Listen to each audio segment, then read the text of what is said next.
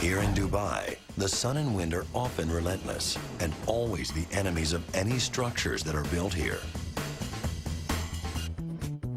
But in a city where top designers are called starchitects, they're even finding ways to tame the harshest forces of nature.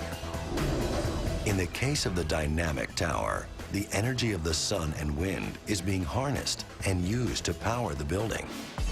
Impossible as it may sound, the tower will be the world's first building in motion. Set to be completed in 2012, each floor of this 80-story building will hang like a ring around a stationary cement core. The top 10 floors are penthouses, and those residents can control when they move, turning 360 degrees in as little as 90 minutes. The bottom 70 floors are programmed electronically to take advantage of solar energy. To maximize wind power, giant turbine blades will be inserted horizontally in between the floors of the building. If I have 80-story building like the one in Dubai, we can have 79 wind turbines, which means a power station.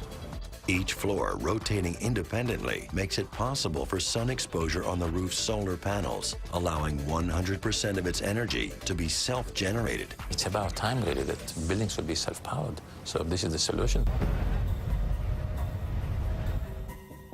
As the sun beats down on this desert city, temperatures can reach 120 degrees, and only 5 inches of rain falls each year.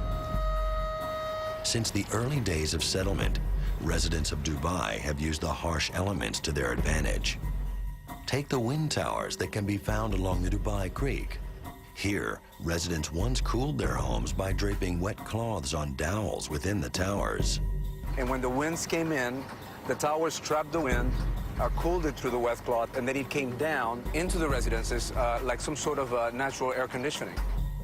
The wind towers is an interesting aspect of the cultural heritage of Dubai. It is guided and developed from environmental traditions of the area because of the hot and humid weather.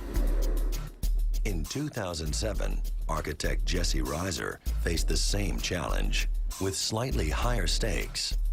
His design? The O14. And where did Reiser go for inspiration for this iconic structure? To the area's Islamic architectural history.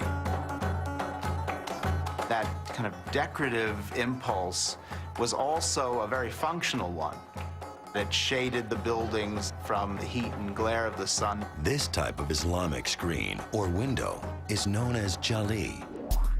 There's a renewed interest in bringing together structure and ornament in buildings. And that was very much a part of the traditional way of designing here. With traditional skyscrapers, glass windows cover the outside of the building and the structural core is inside. But Dubai's desert environment forced designers and engineers to consider another approach. Their design could be a glimpse into the future of high-rise engineering.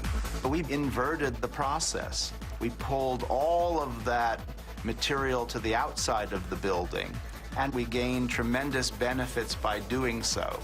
The structure became the sunscreen.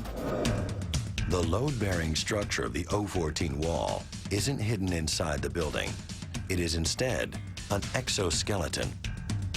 The tubular shape makes O14 even more sturdy than traditional high-rises because stress spreads throughout the structure rather than concentrating in the corners.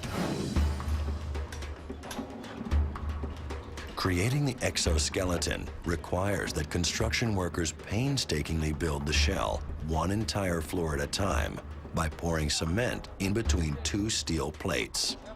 These temporary metal encasemaents hold in the building's steel reinforcement mesh and circular moldings, which workers eventually hammer out to form holes.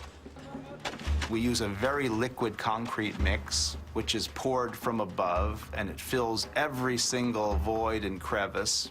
The sand in O14's concrete is much finer than that found in conventional concrete mixture. We couldn't use concrete that had too much heavy sand. It had to be a super liquid mix in order for the concrete to penetrate all of the intricate spaces that were developed between the holes.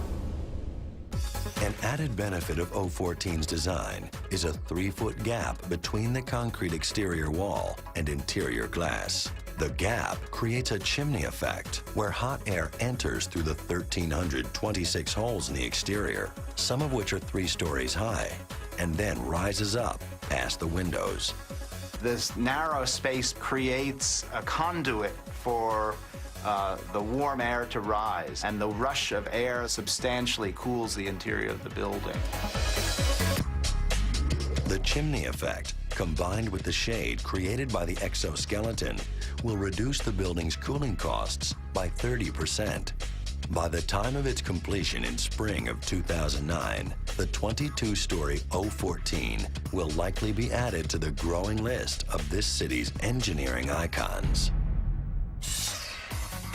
Dubai is building the world and rules the sky. But can this impossible city defy all laws of nature and bring snow to the desert?